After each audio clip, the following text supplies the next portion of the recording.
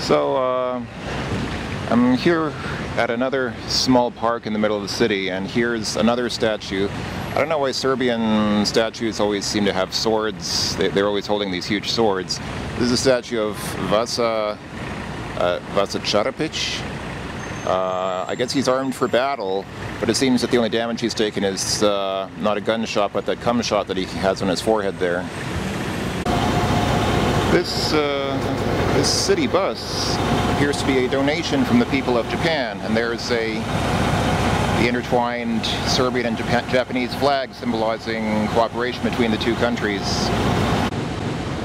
And not far away from there is another statue. This guy's not holding a sword this time. Instead, he's gesturing at the ground as if he's I don't know why he's gesturing at the ground, or if I'm misinterpreting that thing that he's doing with his left hand there, but this is a statue of oh, sorry, I can hardly read that. Branislav Nušić. Okay, obviously I don't know who that is either, but judging by his look, I would guess he's a writer or something like that, some other kind of art person like that. But over here we have another one of Belgrade's real attractions, a slot and roulette parlor. So here's the deal. I said last night I was going to go around and film some of Belgrade's nightlife, but it started raining. So my hotel's not far from here, so I went ahead and checked into my hotel first, and I rested there for like an hour, and it started raining. I did mention yesterday that there was a storm system moving in from Central Europe, and it finally caught up with me, and it started raining all through the night. It was still raining this morning when I woke up, but it looks like it's cleared up now, and it looks like the clouds are going away, and it's going to be another sunny day. I did check the weather forecast, and the next couple of days are supposed to be without rain here, so I think the weather should be amenable to more of my going around and filming. I don't know what else I'm going to capture though, because I think I already captured most of the main sites of the city. Well, the big site of the city is the St. Sava's Church, which I already caught. Another one is this area here. So this right here, this square here with that guy on the horse, that is the Trg Republika, which means the square of the Republic Square. Trg means like a square, like a city plaza in Serbian, just as it does in Croatian and Slovene and you know, those languages like that. And this is right in front of the Narodni Muzej, the National Museum. I don't know Serbian, but I know that much because it's the same in Russian. So, so yeah, this is the National Museum on Republic Square, and in front of it is that guy on the horse. And apparently this horse dude is a popular meeting point. So when you want to meet somebody in Belgrade, often people will just agree to meet each other kod konja. That's apparently so kod konja is Serbian for at the horse. And that, of course, means, yeah, let's just meet at the horse statue there. So this is like the big meeting point in Serbia when young Serbs in Belgrade want to meet each other. They'll say, yeah, let's meet Kod Konja. That's the best place to meet, because it's near the center of the city and everybody knows where it is. And that apparently is a statue of hold on, who is that?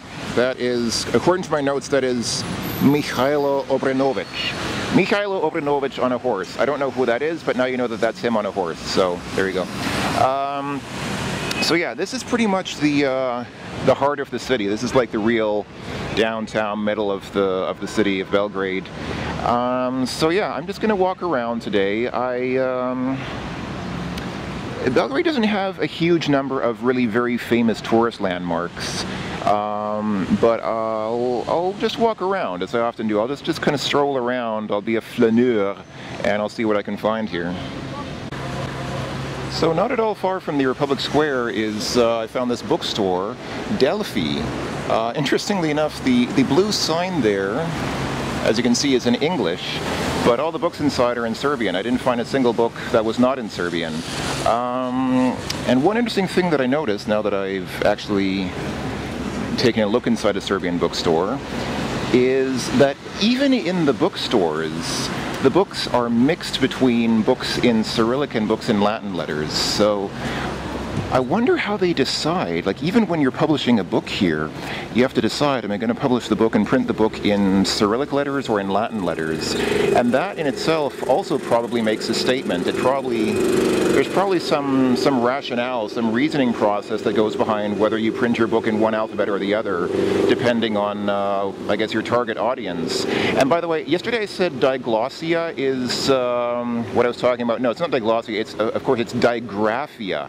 Digraphia is a language having two writing systems, as the Serbian language does, which is fairly unique.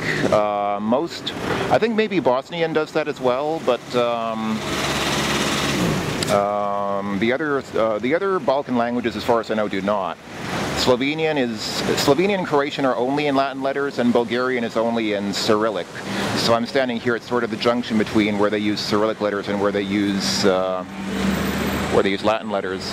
I also just noticed here, this sign has translations of the places in Chinese.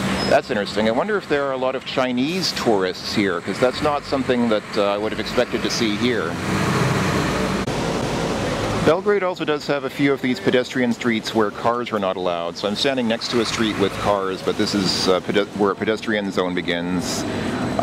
This one, I don't think this is the famous one. This one is Zmajovina, but I think there's another one which is has some other name that's pretty more well known. But anyway, I've seen this chain a lot here, Chleb I Kifle, and Chleb is bread. I knew that because it's the same in Russian, but I didn't know what Kifle is. Apparently Kifle is bread buns. So bread and bread buns. So if you want some bread and buns, now you know where to go. And over there I do see, I don't know why I like 24-hour places so much. I guess because I have this nasty habit of suddenly wanting to eat or drink something at like 2 or 3 in the morning. But here I see a 24-hour supermarket, which is something I'm always glad to see. It's something you wouldn't see in Germany. So yeah, I mean, I think there's nothing too spectacular here. This is just a pedestrian zone. It's, you know, it's every major city has one of these shopping areas where you just kind of walk around, and you know, there are just a lot of people walking around doing shopping, and you see mostly clothing stores. Like there's Hugo Boss, and yeah, I mean, it's pretty normal pedestrian and shopping district, I guess.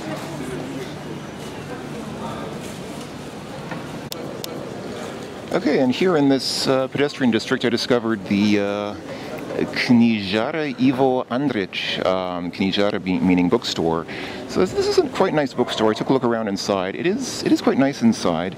They do have a small selection of English language books here, which I think it seems pretty unusual for Serbian bookstores.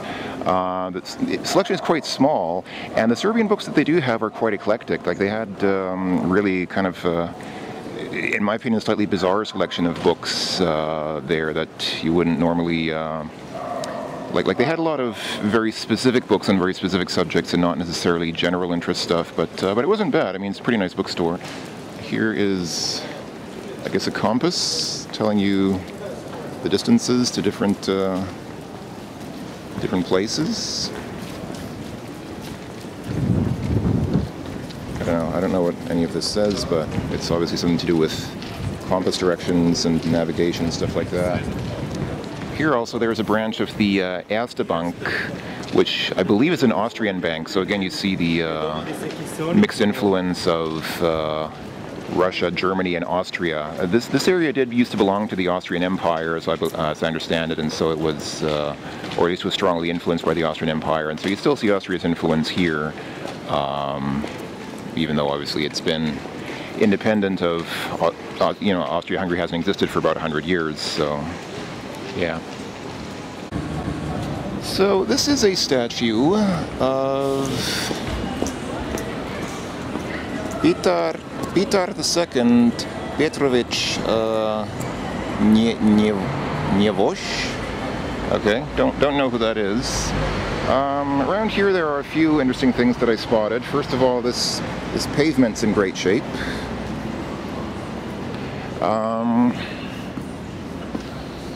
Bit more of political graffiti here. I guess the word NATO is a fairly international word. NATO Napolie sa Balkana. I'm going to guess that means NATO, get out of the Balkans, not forgetting that Serbia was bombed by NATO about 20 years ago during the Balkan War. And here you have a crossed out hammer and sickle, which may represent some, I thought that might represent some Russian sentiment. Actually, I think what we're seeing here is this purple graffiti here was drawn here. So somebody says NATO, get out of the Balkans, and then somebody here with obviously some Russian intent drew the hammer and sickle. But then this person came along with a can of black spray paint, crossed out this, and then wrote the Postoitia? I don't know what that means, but then there's the symbol of NATO there. So I think the person with the purple paint was pro-Russia, anti-NATO, and then the person with the black spray paint crossed that out and said, no, I'm pro-NATO. That's my guess. That's my interpretation of this, even though I don't know the language very well. I just realized this building that I'm under here is part of the Uniwersytetu Beogradu, the University of Belgrade, and this appears to be the Filozofski faculty, the philosophy faculty. So this would probably be my department if I were to go back to university. I might end up studying here.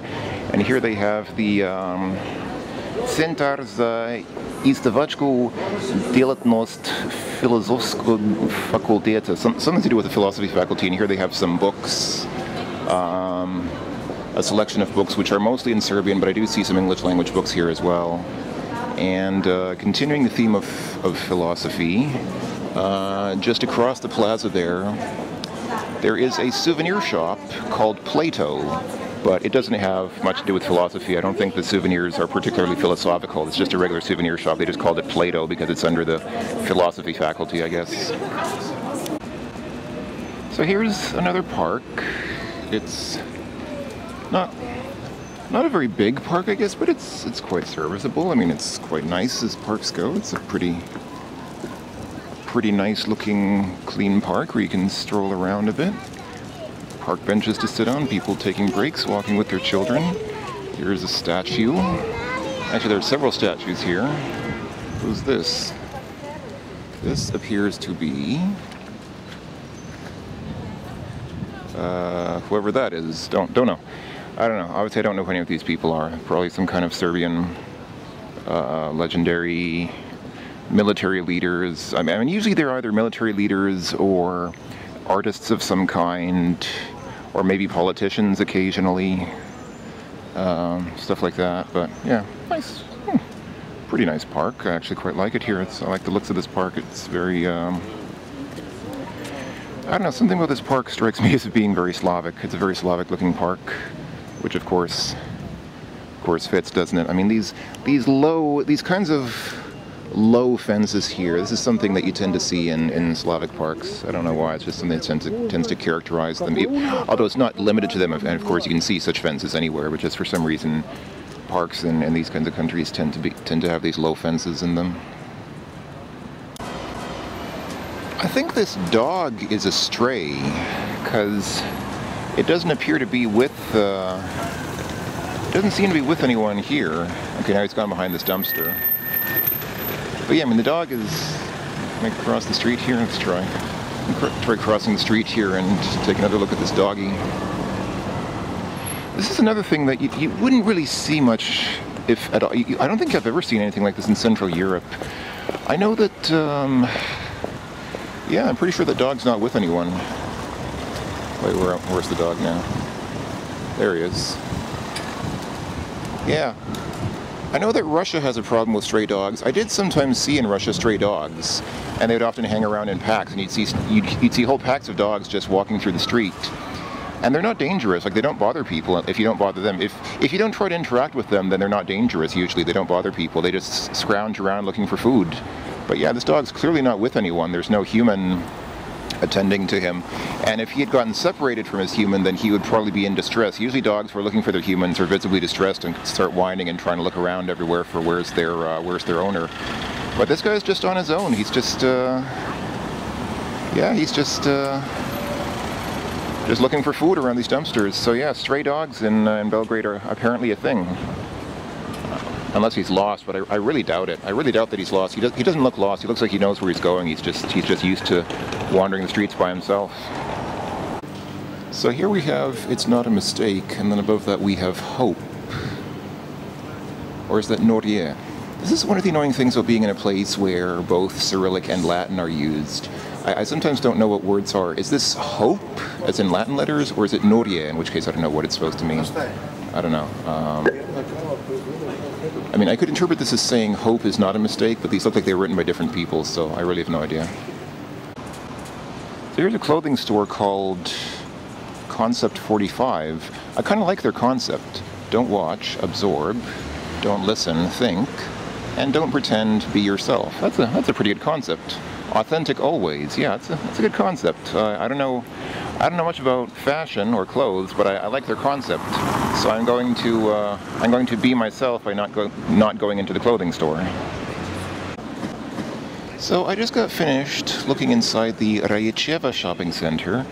It's a nice shopping center. There's not a whole lot in there other than clothes, but you know, most malls just have clothes. What I did find notable about this mall is that it's kind of organized into excuse me. It's organized into, the levels are organized in a way that most malls don't have.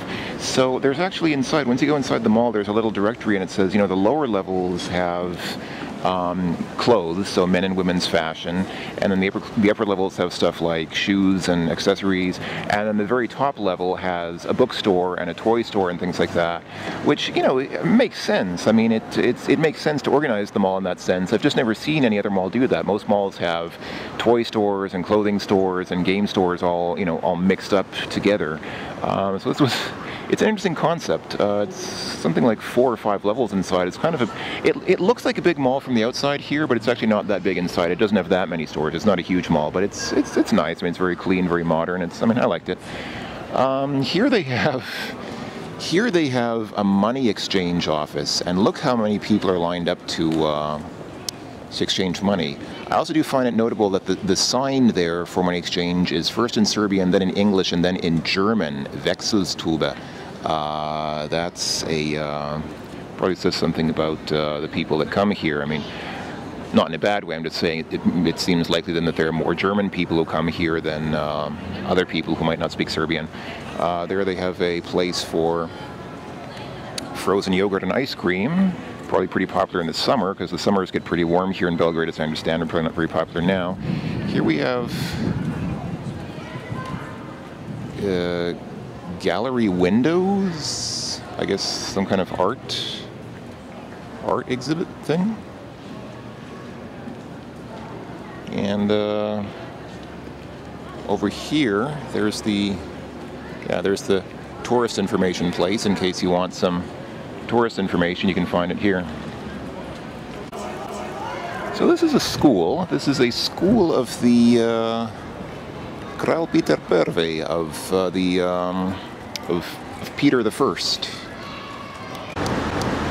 So here is some church with icons in the Eastern Orthodox tradition. There's something about Stiar Michael.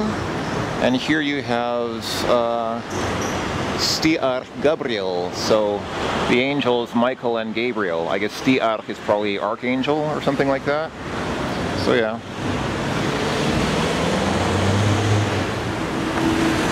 And it's across from this building, which also appears. Is this also a church or what? I don't know what this is. It obviously has some kind of religious function, judging by the crosses at the top and the icon on the front. So here, at the northwestern corner of the part of Belgrade that constitutes the downtown area, you have the Belgrade Fortress. So fortresses like this are not uncommon in old European cities, and they tend to kind of dominate the cities that they're in, at least the ones that I've seen.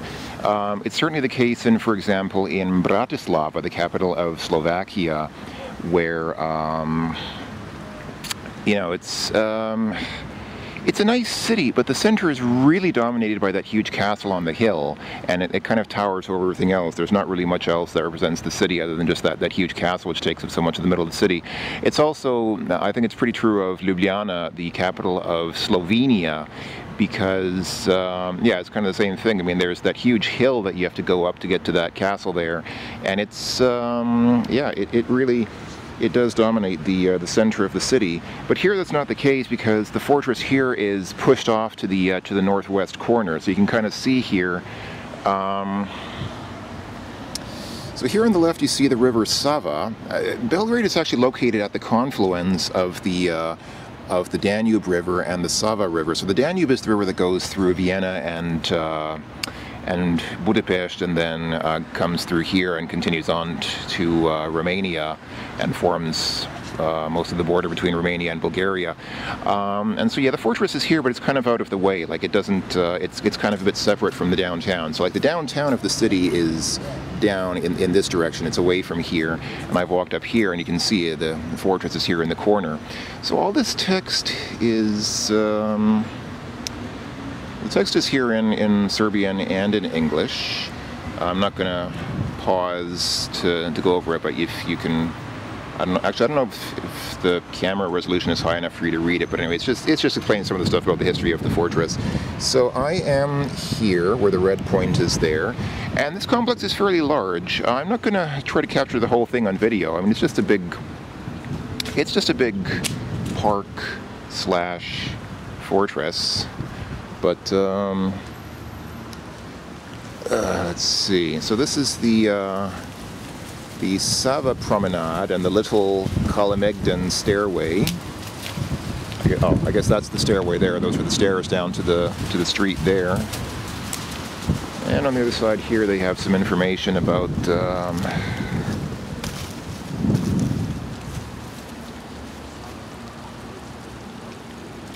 I guess this is stuff about the history of the place.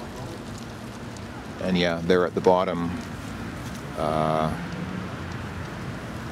somewhere between the United States and the Soviet Union. So yeah, again, as I've mentioned before, even today Serbia still sort of stands as a midpoint. It sort of exists in a bit of an existential crisis between the East and the West. So let's just step over here. I'm not going to film my whole walk through this because that would take forever. But down here you can see a glimpse over the suburbs. So back there are suburbs of Belgrade, and just as another symbol of Russian influence, you can see Gazprom there, which of course is the big Russian gas company, and I guess that's probably one of the city's biggest shopping centers, the Ušće shopping center. Not to be confused with the Ustaše. You probably don't want to go there if you're in Ustaše, but the Ušće shopping center is there a little bit outside of the main city. So yeah, like I said, I'm not going to film everything here because there's a lot to see here and it would take forever to show everything. I'm going to walk around and try to film things that I think might be especially interesting. From here you can already just catch a glimpse of the famous, wait, where is it now? I'm triple matching up what's on my, I'm trouble matching up what I'm seeing with what's actually on the viewfinder here. Oh, that's it there, isn't it? That pillar back there holds the famous Victor statue, the guy standing on. You can't really see him because he's covered up by the trees now, but on the top of that pillar is one of the most famous symbols of Belgrade. The guy who was like the victor of some war. So let's go there and check it out.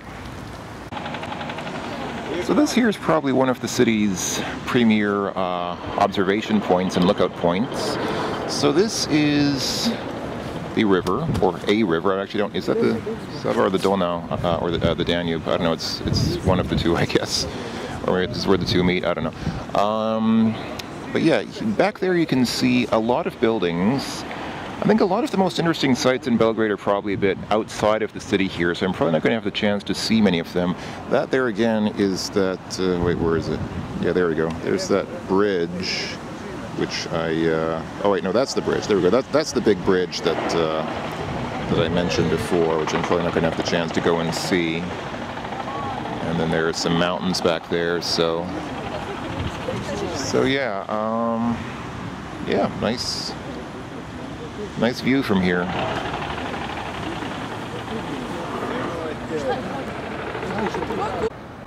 So from here we have a much better view of the victor. Of course I'm still going to go up to him, but I just want to get this shot from far away.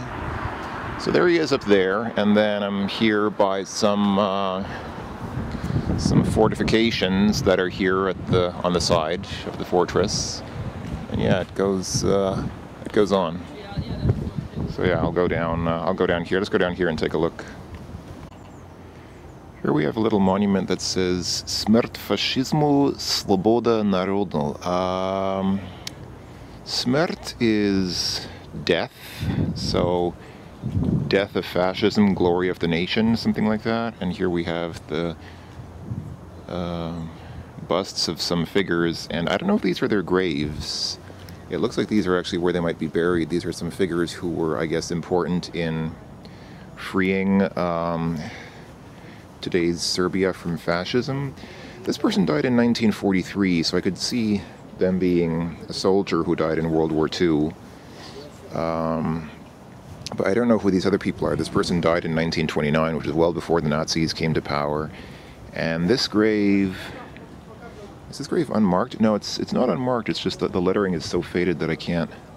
Oh no, the lettering is not faded. It's indented. The problem is the letters are indented, and it's gotten wet because there's still rainwater on it, so I can't read it, but that's someone. And yeah, once again, here's the view from here. So here we have a much better view of the victor. Here you can see he's got a sword in one hand, and I think that's an eagle in the other. When I first saw that he had a bird in his hand, I thought it might be a dove, and I thought maybe it's like a symbol of peace combined with it. So I thought, okay, in one hand he's got a sword, which is a symbol of war, and in the other hand he's got a dove, which is a symbol of peace. So it's kind of like he's symbolizing peace and victory, but also symbolizing that the country is ready to fight again if necessary to defend itself. Kind of like that he protect, but he also attack internet meme. But no, I think it's an eagle, so I guess he's just, yeah, he's a powerful soldier bringing tide of victory in battle. And some of the gentlemen want to take photographs here, so I probably shouldn't stand around too long. But yeah, here you can see where the rivers run together. So here is one river, I think, is this, I want to say, I don't know if my geography is confused, but I feel like this is the Sava River coming up here, and then that up there is the Danube, which flows down this way, and then this is where they meet and they flow further on eastward, but I'm not sure if that's accurate. I might be wrong about that. But anyway, here's the river, and here are some hills with fortifications built into them. And over here you get another view towards the... I believe we're looking south. I might be wrong about that, but I know that Belgrade kind of exists at the northern end, at the northern side of the mountains. So southern Serbia is mostly characterized by mountains, and so south of here, which I believe is that way, you see the mountains coming up. These are like, you know, this is the mountain range that exists at the south end of Belgrade. And then here we're looking north, and north is, you know, that's open plains there, open plains all the way to the border with Hungary. So yeah, and here's there's a look up at the fortress. So at the top there is a that building up there. The construction of this sort of house or whatever at the top there, that looks very German. Somehow the style of this building strikes me as being very traditionally German. But the rest of this is kind of, you know, I mean, it's an old fortress, so it's just all these brick walls fortified into the side of a big hill. So here we have a Roman well from 1717 to 1731, and here is some information about it for the curious. You can, hopefully you can read that. I'm not going to read this, but I'll pause here for anyone who wants to read the text for a bit. But as you can see, it's all closed off now. Okay, and here I have reached the area with the victor statue. So here we can look at his posterior, if you are inclined to do so. And here we have some park benches. And here we have what looks like one of these little models. One of these, I always like these things, these little kind of model cities that show an overview of a city center, or in this case a fortress. Somebody had the disrespect to put a sticker on it. That's a little uncalled for, in my opinion, but let's go ahead and check the big man out. So we are pretty much at the same place, just a little higher up. So once again, from here you get from here you get a great view of the confluence of the two rivers. So the river goes on that way, and here's, does it flow that way? Because it looks like, I'm just looking at the flow of the water here. It looks like the water here is actually flowing towards the left in that direction. So maybe I'm wrong. I thought for some reason that the water is flowing from the left to the right here, but it looks like it's actually flowing in the opposite direction now that I look at the appearance of the water. Or maybe that's just the way the wind is blowing it. Maybe as you can probably hear, the wind here is quite strong, so maybe the wind is making it appear that way. But anyway, yeah, here is Mr. Victory Man, Mr. Winner of the war. Just gonna walk around him.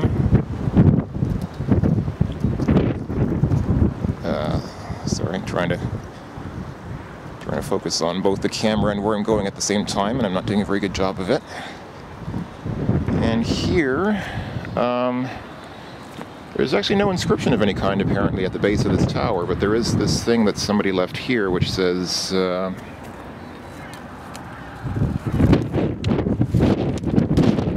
something, obviously something in Serbian, which I can't read, but I'll hope that maybe somebody understood what that said. This appears to be an old, I guess this is an old guard tower, so guards would actually come in here, and yeah, there are little holes in the brickwork there, so guards would stand here, and probably archers would sit here and they could shoot through the holes there. But now it looks like people are using it as an ashtray. There are old cigarette butts in there now, so from archer's standoff point to ashtray, not a very somewhat ignominious end for that posting there, but yeah, so here we go. There you have it. This is, besides the St. Sava's Church, this is probably the other most famous symbol of Belgrade. So now I've captured both of them on video, and I'm not sure what's left, to be honest. I've already walked through the downtown, and not to suggest that I've filmed everything in Belgrade, obviously. I haven't seen everything in Belgrade, and obviously I've only filmed the things that I thought might be somewhat interesting, but yeah, I'm not sure what's left here, to be honest. It would be interesting to explore. I mean, there's obviously a huge settlement there around the city. On the other side of those trees, you can see there's a big ring of built-up area around the city, and it might be interesting to explore some of that, but I think transit connections to there are probably not very good. And I don't really know what there is to see there, that's the thing. Tourist guides of the city mostly cover the city center. It would be interesting to see more of the, you know, the outlying area a bit outside of the city, but it probably won't get to that.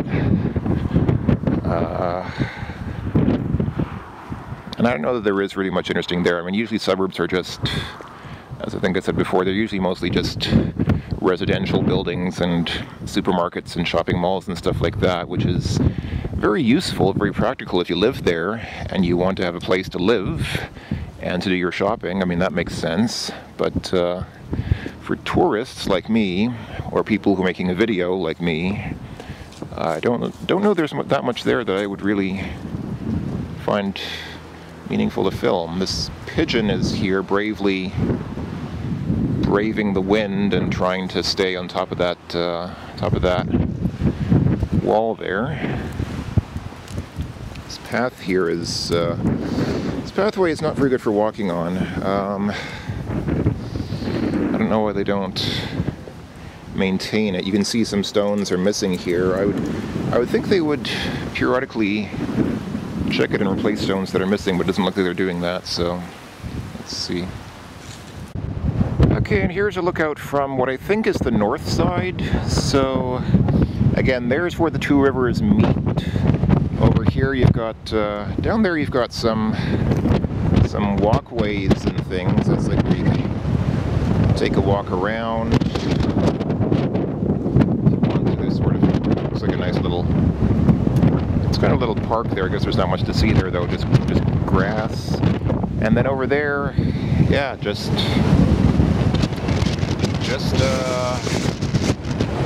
mostly plains and stuff.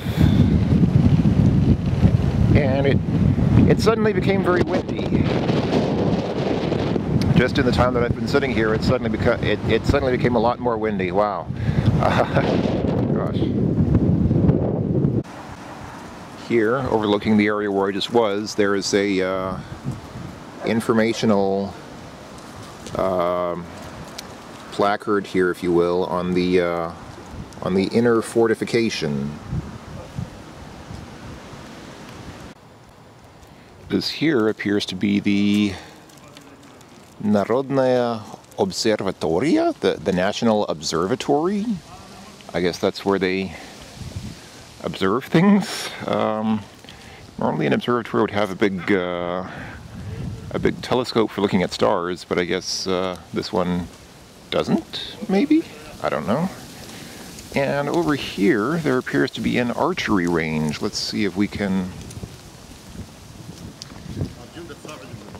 Got a guy coming towards me. I don't want to film him.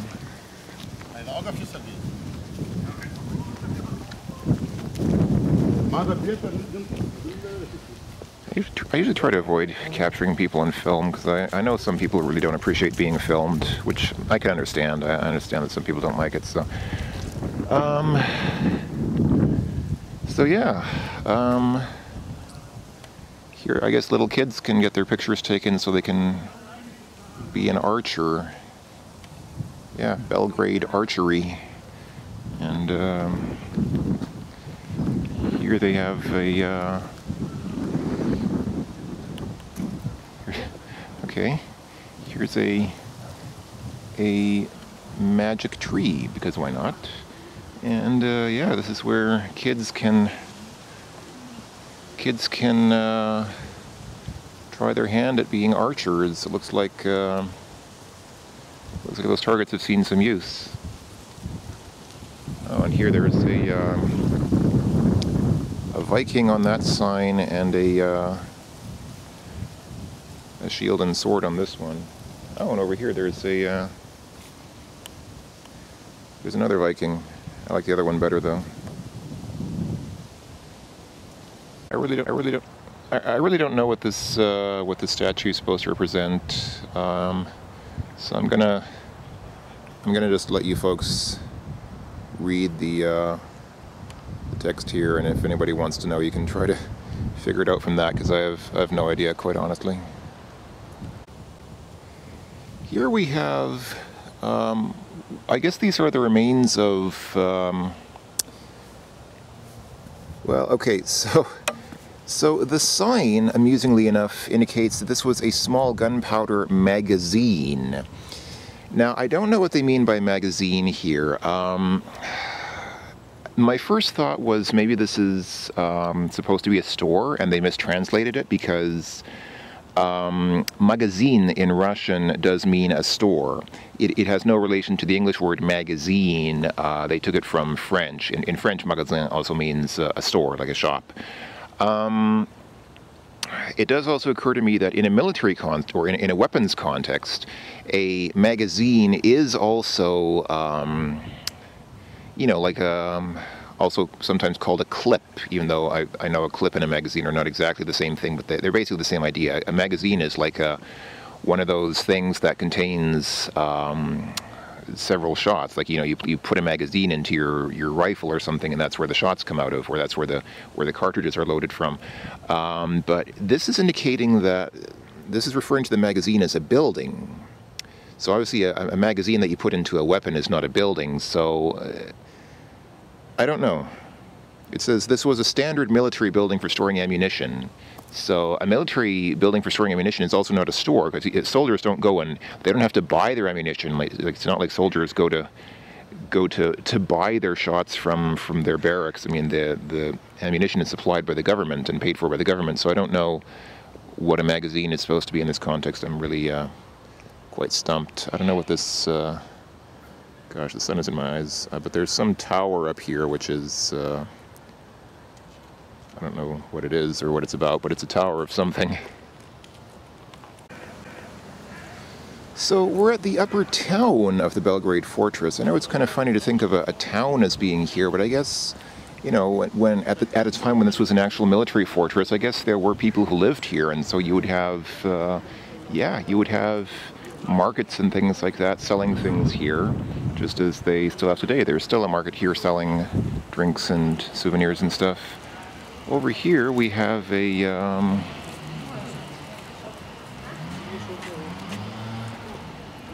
cannon.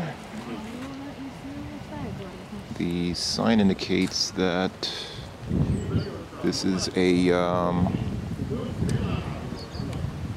British cannon, and this is somebody threw their soft drink can in there, or maybe it's not a soft drink, maybe it's a beer drink, maybe it's a beer can. And here we have the Izložba Beogradska Terčaka. I don't know what that is. No idea what that means. And over here there is some kind of a gateway going somewhere. It says, "Please be careful. Stones may slide from the gate vault." So I will be careful. I think being careful might not prevent you from getting hit by a stone if a stone fell down here, but let's see what happens here. So here on the other side of that tunnel, where stones may fall down, you get another view of that tower up there, and here are some somewhat more modern military implements. So we have some artillery cannons here. Down there you see some tanks and things. There's a boat back there. And there's a truck here, which I guess is still in use. And then here on the side, you see a handful of other mortar cannons and things like that. And that's, I guess, just a wagon. So yeah, up here, I guess I'll go up there and see what's up there. Actually, I just realized there's this sign here indicating that this is a military museum. And yeah, here we have some considerably more modern military implements. On the other side we had some stuff which looked like it was early 20th century, but this is obviously, I mean, this stuff here, this is late 20th century. Sign says, "Please do not climb on museum items." Yeah, I mean, I guess seems a little self-explanatory, but I guess it does. I guess there are probably people who'd want to climb onto a missile launcher like that and say, "Hey, look at me, I'm riding a missile launcher." And here we have some. What do we have? It's a haubitsa, which is I believe it's a German word. You know, in English you say a howitzer, but it actually comes from as far as I know, it comes from the German word Haubitze. So these are, I guess, German manufactured weapons. Yeah, like this is a Schneider, Modello Schneider. So those are German mortar cannons, I guess. Oh, and this is an American light tank. This is a USA light tank M3A1 Stuart Mark III. That's nice. Here they have some relatively small artillery guns. What is this here? This is it is a Panzerkampfwagen.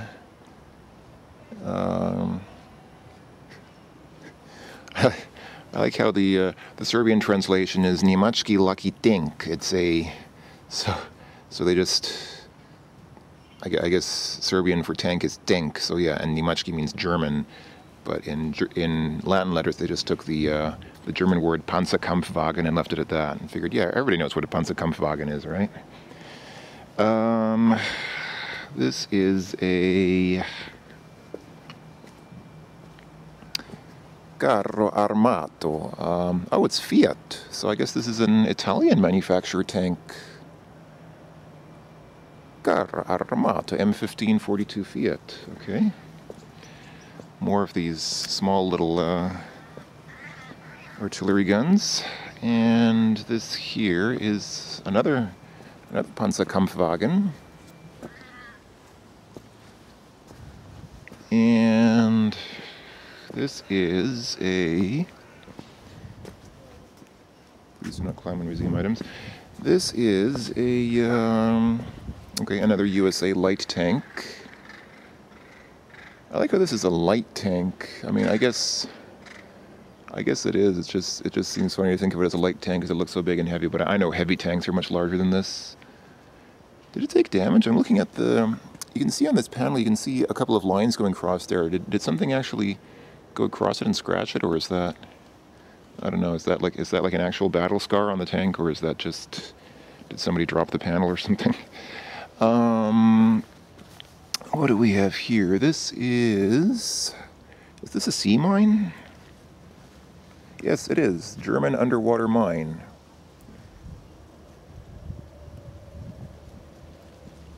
Back there is like a smaller gun. This is a Schnellfeuerkanone mit Schutzschild. I like how they're not even bothering to translate this. I guess they figure only Germans would be interested in this stuff. They figure, yeah, no English speakers are going to read this stuff. Let's just leave the names in German. So Schnellfeuerkanone, fast firing cannon with protection shield. Here's another sea mine. There's a turret with a gunner's seat on the back. This is a German acoustic minesweeper.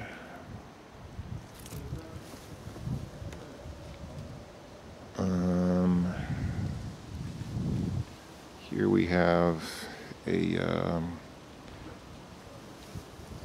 what is by comparison a relatively small gun. What is this here? This thing's, is this a boat? Bendelared? What is that? Is this whole thing just a gun? That's a huge gun.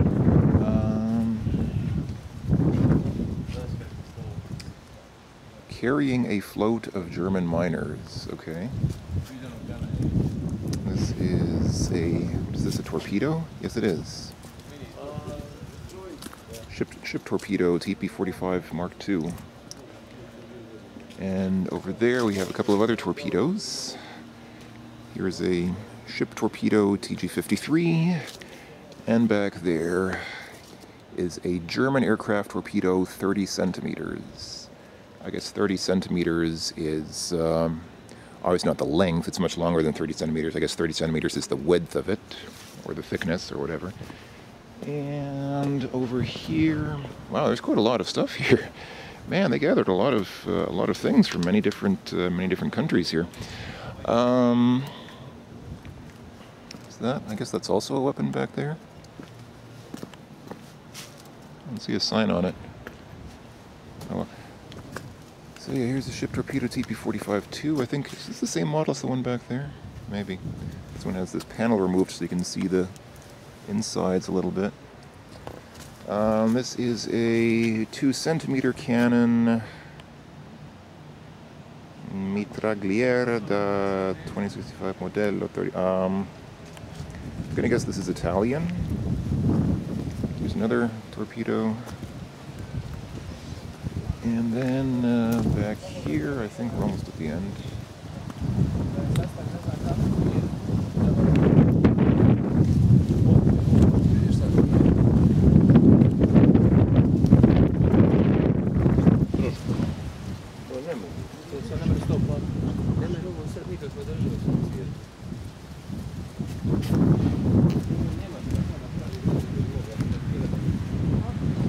Oh boy, now here we go. We're getting to the, so this is a heavy tank, I guess. This is, I said it's funny to think of the other tanks as light tanks, but now here we have a big sucker. This is a Sturmgeschütz 3, so this is, yeah, this is a big, this is a relatively big tank, and the really big ones are even bigger. This is another. Yeah, it's funny because an English speaker would say howitzer or something like that, but in German, it's, as I understand, in German it's called a Haubitze. Yeah, here's another Panzerkampfwagen. This one is Panzerkampfwagen 4, number 4. And this over here is a... Oh, and this is a Yugoslavian medium tank A. It's nice. Okay, there's more there, but I think I can't get to it because there's a fence in the way, so it looks like all that stuff there has been fenced off for whatever reason. And here, let's just stop to read this graffiti. Does this graffiti say something relevant to the context? I don't know, I can't read it, but if anybody reads Serbian, then you're welcome to translate. And this here is... Oh, this one they didn't even translate into English, or even into any kind of Latin letters. It's just a Protivonkovaya pushka from the year 1940. And this is a anti-tank gun. Anti-tank gun Mark II and 4. So, and yeah, back here we have some other stuff which I can't get to because, like I said, it's fenced off. But anyway, okay, let's go back and try. Let me see if I can get up there. Okay, so I climbed up here and I found out the military museum actually has a whole building here, and outside here there's even more stuff. They have a whole bunch, like this whole line of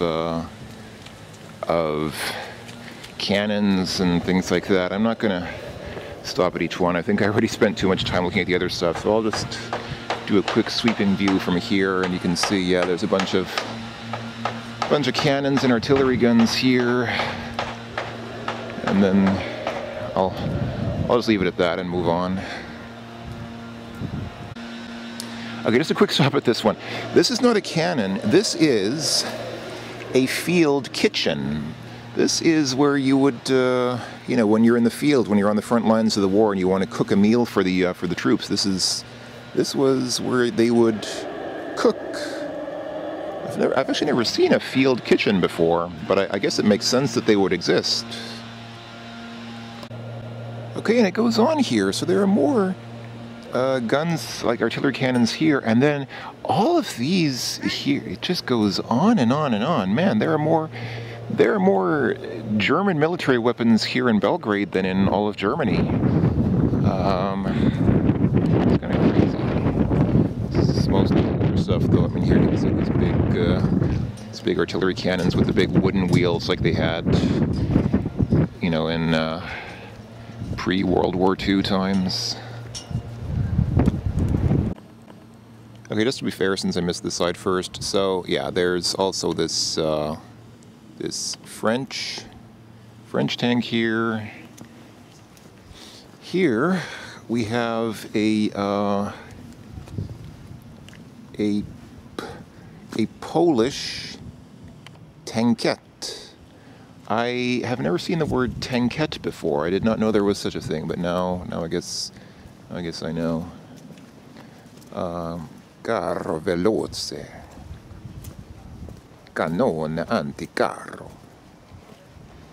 And this is a leichte Schützenpanzerwagen, a light protection tank. Oh, this is a Skoda. If it's the same Skoda that makes the cars, then yeah, it would be a Czech thing. There's another Panzerkampfwagen.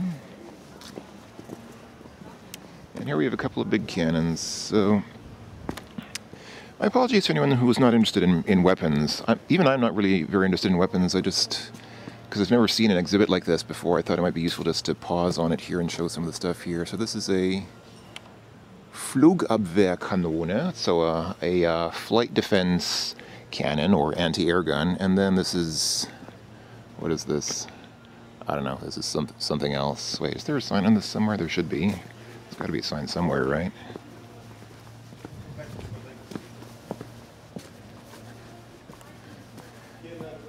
I don't see one. Am I just missing it? I don't see a sign anywhere on this. Oh well, okay. It's a big gun. That's what it is.